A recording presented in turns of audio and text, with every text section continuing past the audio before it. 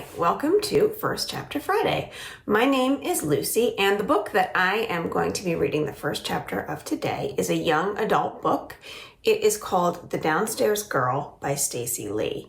And The Downstairs Girl is a piece of historical fiction. It takes place in Atlanta in 1890, and it is about a girl named Jo Kwan. She is Chinese American living in Atlanta at this time. Jo works for a hat maker, and she lives in a secret space with her grandfather, sort of under somebody else's house. It is a leftover way stop from the Underground Railroad. This place where she lives is underneath a printing press, and she is very attached to the family that runs it. She can hear what they're doing, and she's very interested in the newspaper. Jo is very spunky. She likes to say what's on her mind, and that's difficult for her to do as both a woman and as a Chinese American in Atlanta at this time. Jo starts writing a secret column called an agony aunt column. This is sort of columns where people write in and ask for advice. They were very popular in newspapers at that time. And it is called Dear Miss Sweetie. And through Dear Miss Sweetie, Jo is able to use her voice. She writes about what she's noticing around her, and it's more than just the typical content of these type of columns. Jo uses this to comment on sexism and racism that she sees. This is a very interesting time in Atlanta. The segregation is occurring between blacks and whites, but there's not really a clear indication of where Chinese Americans can go, and they're sort of an invisible population. So Stacey Lee highly researched this book to write this story, and it's a very interesting piece of history that's captured, and I don't think very well known. It's also extremely enjoyable to read because Jo is such a wonderful character. You're rooting for her all the way. So if you like historical fiction and if you like strong character-driven novels, this is definitely one for you. So I'm going to read the first chapter of The Downstairs Girl. 1. Being nice is like leaving your door wide open. Eventually, someone's going to money in and steal your best hat. Me? I have only one hat, and it is uglier than a smashed crow. So if someone stole it, the joke would be on their head. Literally. Still, boundaries must be set, especially boundaries over one's worth. Today, I will demand a raise. You're making that pavement twitchy the way you're staring at it. Robbie Withers shines his smile on me. Ever since the traveling dentist who pulled Robbie's rotting molar told him he would lose more if he didn't scrub his teeth regularly, he has brushed twice daily, and he expects me to do it too. Pavement is underappreciated for all it does to smooth the way, I tell his laughing eyes, which are brown like eagle's feathers, same as his skin. We should be more grateful. Robbie gestures grandly at the ground. Pavement, we're much obliged, despite all the patty cakes we dump on you. He pulls me away from a pile of manure. It was Robbie's mother who nursed me when I was a baby. God rest her soul. And it was she who told old Jin about the secret basement under the print shop. Whitehall Street, the spine of Atlanta, rises well above the treetops with her stately brick and imposing stone buildings, along with the occasional Victorian house that refuses to give up her seat at the table. Business is good here, and like the long-leaf pine forests being burned by Sherman's troop a quarter century ago, only made the city grow back stronger. You look different today. I pretend to appraise him from his cap to his tan trousers. You forget something? It is rare to see him without the mule and cart he uses as a delivery man for Buxbaum's department store. They're down a clerk. Mr. Buxbaum's letting me fill in until they find someone new. He straightens his pinstripe jacket, although it's already straight enough to measure with. You don't say. Mr. Buxbaum is popular among whites and colored alike, but hiring a colored clerk isn't done in these parts. If I do a good job, maybe he'll let me fill in on a more permanent basis. He gives me a tight smile. If you don't stick your foot out, you'll never advance. You'd be perfect for the job. I, myself, am fixing to ask Mrs. English for a raise. He whistles, a low, short sound. If Mrs. English had any sense, she'd give it to you. Of course, common sense was never very common in these parts. I nod, a surge of righteous blood flooding my veins. 2 years I have worked as a milliner's assistant at the same wage of 50 cents a day. Measly. It is already $18.90. Plus, old Jin has lost too much weight, and I need to buy him some medicine. Not a booty ball or Buckeye powder, but something legitimate, and legitimate costs money. One of the newly electric streetcars approaches, bringing by an audience of Southerners in various stages of confusion at the sight of me. An Eastern face in Western clothes always sets the game wheels to spinning between curiosity and disapproval. Most of the time, the pointer lands on disapproval. I should charge them for the privilege of ogling me. Of course, I'd have to split the fee with Robbie, whose 6-foot height also draws attention, even as he keeps his eyes on the sidewalk. He stops walking and squares his cap so that it's flat enough to play chess on. Here's my stop. Good luck, Joe. Thanks, but keep some for yourself. He winks, then slips down a narrow alley to use the back door to Bucksbaum's. Old Jin tells me things have changed for the worse since I was born.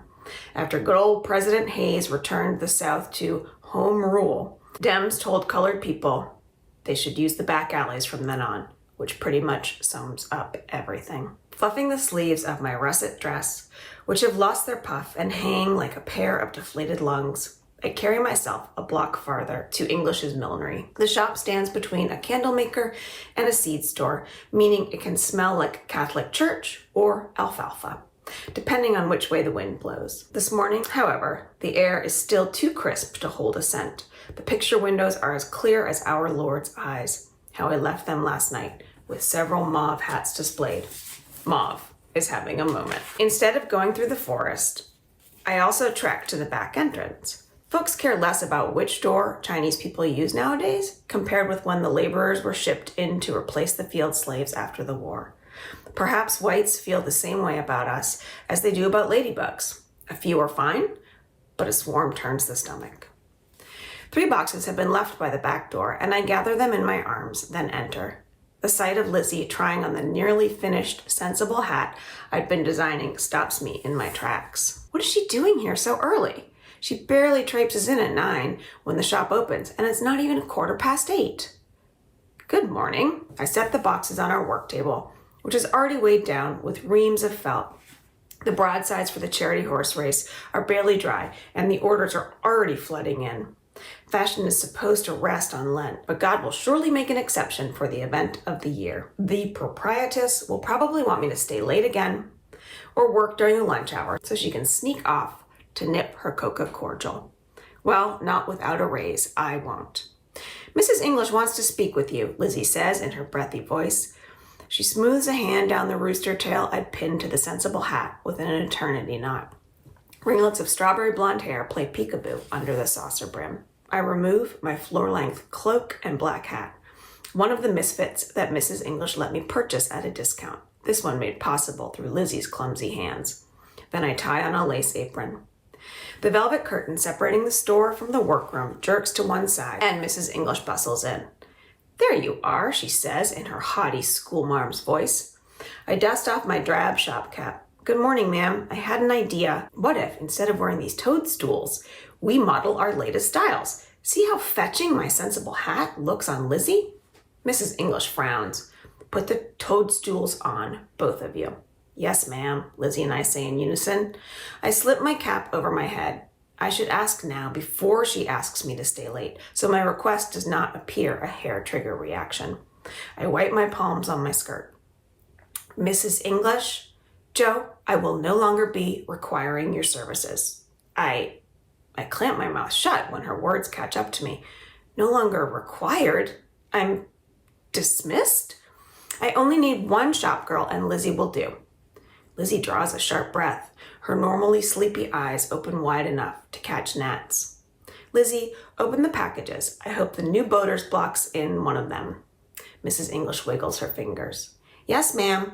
Drawers clatter as Lizzie rummages for a knife. But, I turn my back on Lizzie and lower my pipes to a whisper.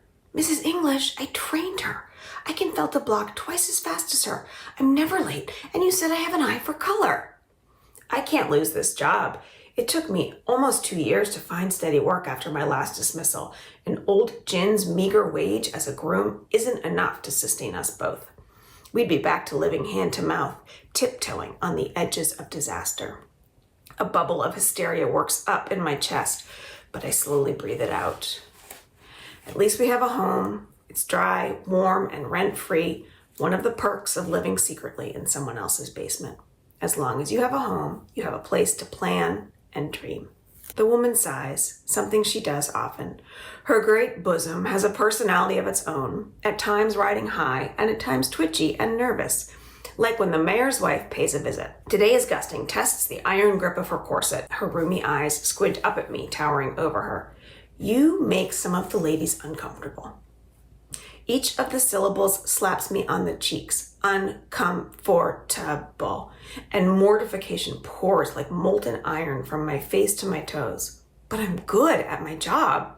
The solicitor's wife even called the silk knots I tied for her bonnet extraordinary. So what about me causes such offense? I wash regularly with soap, even the parts that don't show. I keep my black hair neatly braided and routinely scrub my teeth with a licorice root, thanks to Robbie. I'm not sluggish like Lizzie or overbearing like Mrs. English. In fact, I'm the least offensive member of our crew. It's because my hand flies to my cheek, dusky and smooth as the Asian steps. I know you can't help it. It's the lot you drew. She matches her round eyes with mine, which are just as round, but taper at the outside corners. It's not just that. You're a sauce box. She squints at my cap, and I regret calling it a toadstool. You don't know when to keep your opinions to yourself. She draws back her head, causing her neck to bunch. Women want to be complimented. They do not want to be told they look washed out, square in the jaw, or pie-faced. If a hat made me look pie-faced, I would certainly want to know before I purchased it. Lizzie routinely gives opinions. Just last week, she told a woman with a lumpy head that maybe she should give up wearing hats entirely. Mrs. English only smiled. I'm about to give my opinion of her opinion, but that would only prove her point. I only wished to help them find the best fit. I try to keep a tight grip on my indignation, but my voice trembles. Well, the simple fact is you are not the best fit here. Today will be your last day. Don't make this harder than it needs to be. I'm sure you will have no trouble getting a job as a lady's maid or some such. A lady's maid? I suck in my breath. Now, that would be a fall backward, not that someone like me can be choosy. Not a hatter's apprentice, of course. She jabs the pin in deeper. I've already talked to the 16, and they will not hire you. Despite being competitors, the 16 milliners that dress Atlanta's heads are tight as hat bands. Something bangs on the floor, but Lizzie's apologies for dropping the boater block sound far away. I have been blacklisted. Servants are routinely blacklisted when their services come to an end, even when they have done nothing to deserve it, except working their fingers to the breaking point each day, coming in early, leaving late, cleaning up other people's messes, painstakingly redoing their stitches. I can barely breathe, but I can't risk you spilling my secrets. The door chimes clang and Mrs. English scurries back to the front. Tears gather in my eyes, and I press my sleeves to them before they fall. I had once thought Mrs. English kind for taking a chance on me. The proprietress pokes her head back into the workroom. Joe, a lady is asking for you. I swallow the lump in my throat. Me? No one has ever asked for me, and it's a little early for customers. The precise words were the Chinese girl, and so I had to give it my best shot. Don't dawdle. I dry my face and follow her into the shop. On the other side of the oak counter stands a woman in a gray suit with a modest bust and a white blouse with a high collar. Narrow shoulders slope into an equally narrow neck, a pointed chin, and high cheekbones. Her prematurely white hair is tied into a practical knot. I gasp. It's Mrs. Bell, my upstairs neighbor. Though we have kept our existence secret from the printer and his family, I have stolen glances at them through the print shop window. Her flannel gray eyes spread over me, and I can almost hear the underground walls of our home caving in. Outside, a whip cracks, a mule brays, and the last of my hopes seem to stampede away. And that is the end of chapter 1.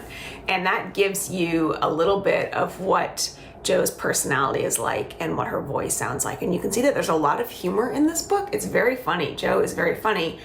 but it also is pointing out a lot of the injustices in the world around her, and the book picks up with that right away. So if this time period interests you, or if you want to learn about a slice of history that's not often written about or talked about, this would be a great book for you. Reading that chapter to you again made me want to go back and read this or some of Stacey Lee's other books. So I hope you give it a try. That's The Downstairs Girl by Stacey Lee. Thanks for joining me.